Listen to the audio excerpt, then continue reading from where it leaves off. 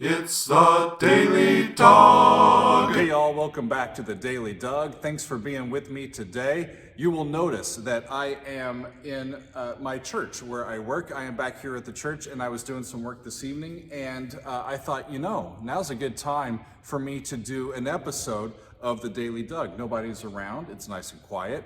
And I was thinking, what episode could we do that needs the space of a big room like this and the power of the grand piano? And I thought it has to be Nothing Else Matters by Metallica. I have been wanting to get back to music by Metallica for quite a while. In fact, the last time that we did a song by Metallica, it was a cover version of theirs by the Mongolian band The Who. It was really interesting. So I was looking into some stuff and I was looking at the Black album because we haven't really done much off of that album. And I started seeing, there's this album called The Blacklist that was put out last year for the 30th anniversary of the release of this classic album by Metallica. And there's like 50 something covers by all these different artists from around the world, all doing covers of the songs off of the Black album. And I'm like, this is really cool. So I started looking through all of it, and the one that jumped out at me more than anything was Miley Cyrus. And because Miley Cyrus's version that she did also featured Elton John, it featured Chad Smith of the Red Hot Chili Peppers, the Metallica bassist Robert Trujillo, and the famous cellist Yo-Yo Ma. And I listened to it and I was really, really impressed at the production of that cover. So when I went to prepare to program this song for the channel, I'm like, wait a minute, Miley actually did this live with the Metallica guys for the Howard Stern show?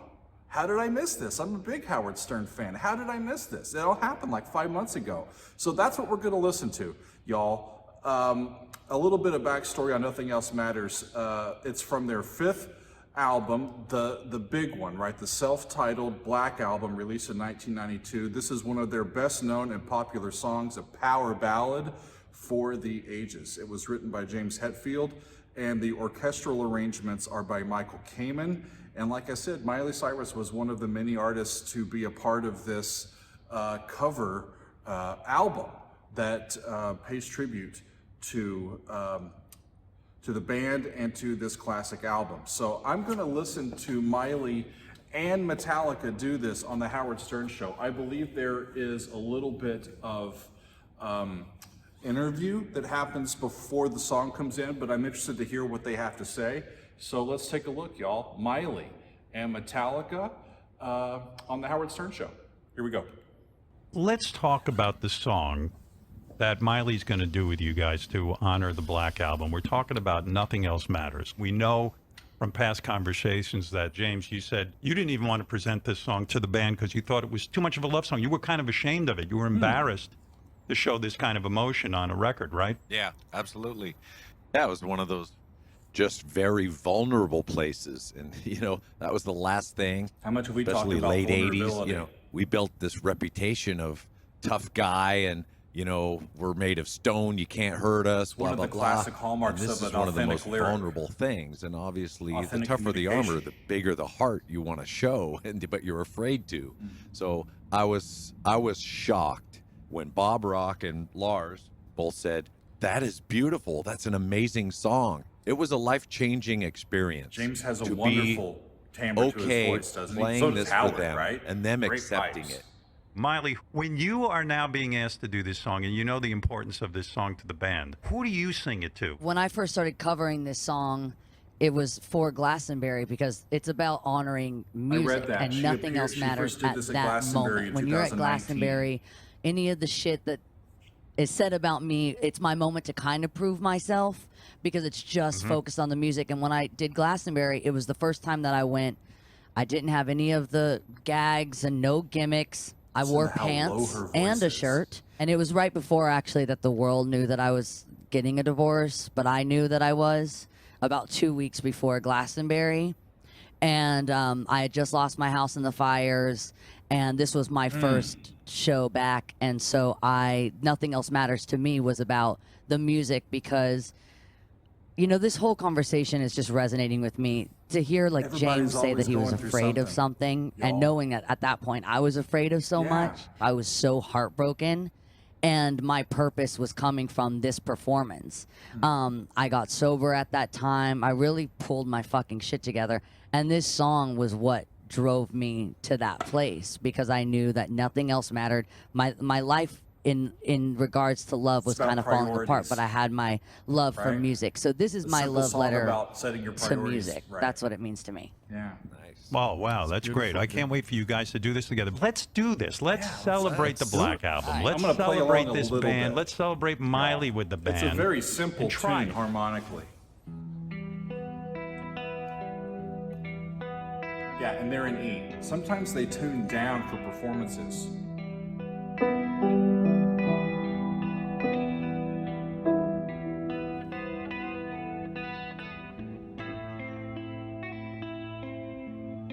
Goes down to the 4, A minor, up to 6, up to 7, back to E. Then you got those open harmonics.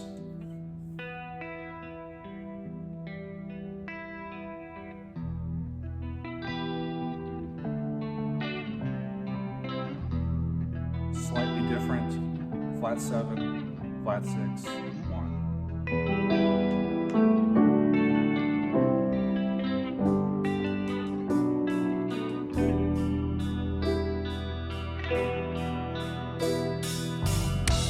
So close, no matter how far. Couldn't be much more from the heart. She's got it. She's Forever in the baritone trusting range. who we are. No, nothing else matters. It's impressive.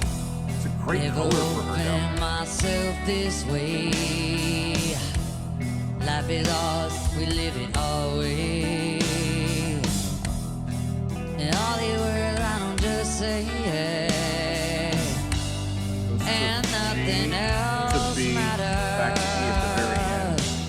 I don't think they ever changed keys. Trust our seek and A I'm little bit finding you. heavier sound, and she's up the octave For over. us something new. You open my for a different goal. No, nothing else matters. Never cared for what they do. Never cared for what they know. 'Cause I know. Let me get back to the 1 minor chord. So close, no matter how far. It's amazing. She's like, Couldn't be much more from the heart.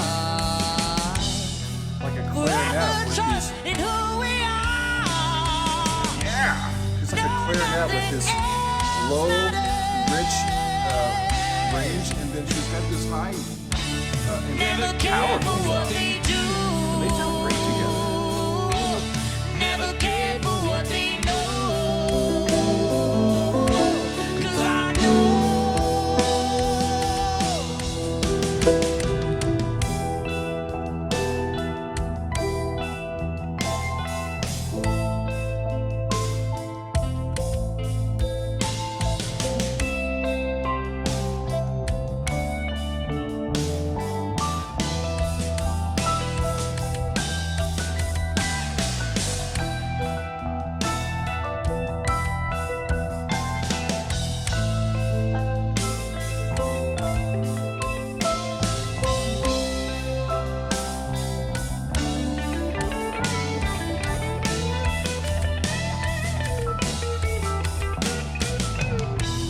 Never opened myself this way. Life is ours, we live it our way. Can't get over her baritone. It reminds me a lot of Stevie Nicks in her lower range. And then she pulls that off. Trust I seek and I find. interesting vocal color. It doesn't remind me as quite female, and it doesn't remind me as quite male. It's a very androgynous color. Very flexible and powerful and effective. I think as a pop and rock singer.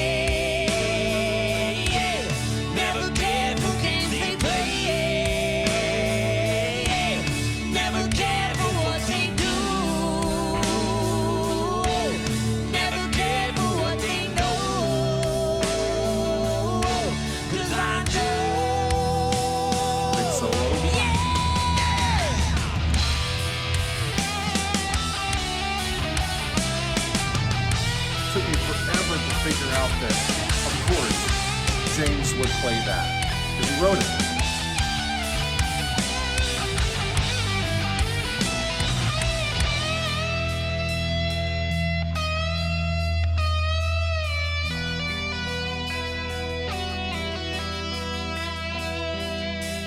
So close, no matter how far. Songs don't have to be complicated to be worthy. Couldn't be much more. It's a very simple premise. Forever trusting who we are. It's a simple No, song. nothing else matters. The one that sticks with you. Nothing else matters.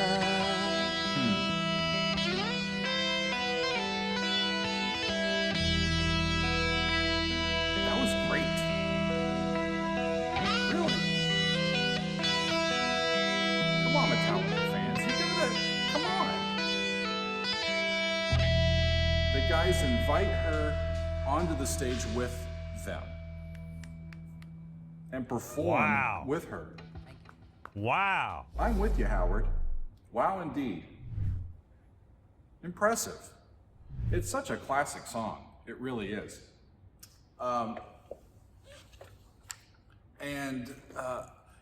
I am not a person who has followed much of Miley's career. I know that she was a Disney kid and Hannah Montana and the whole growing up in the public eye, but casually being aware of her career and her musicianship, coming back to her here in this context, this makes a lot of sense to me. It looks like she's in control, that she is sure of what she's doing, that she is assertive in her own musicianship, and that this song truly resonates with her and she's delivering it expertly. It's a very great fit for her as a musician, and yeah, that was great. I really enjoyed it. The fact that they were talking about James being timid, maybe, or not sure about sharing it with his, power metal friends, this tender song. I'm glad that he did. These lyrics that get right to the heart of something, they don't have to be world-shattering or change the wheel, or any of that sort of thing. It's just reminding us that trusting who we are, nothing else matters. Be yourself in a world that seeks to try to control and sway you at all ways, and try to just check in with yourself and be true to yourself. He called it a love song. It definitely can be interpreted as a love song. It can be interpreted as finding, power in your own voice. It can be a song of encouragement when you need some courage, right? Never opened up myself this way. Life is ours, right? We live it our way. And then they just bring it home. E minor is such a classic key for guitars too. It sounds great, and I really did enjoy the Miley cover, the studio version with Elton John and Yo-Yo Ma and Chad Smith and some wonderful musicians. And there's a lot of great covers. I spot checked several on the Blacklist. Really interesting and neat way to celebrate 30 years of the Black Album, released all the way back in what year was it? 1992, and this came out in 2021, I believe, to get ready for the 30th anniversary. But darn, y'all, I had a good time. It's always good to get back to some music by Metallica, and that was interesting to see them perform with Miley Cyrus. Thanks for hanging out with me today. We will see you next time on another edition of The Daily Doug.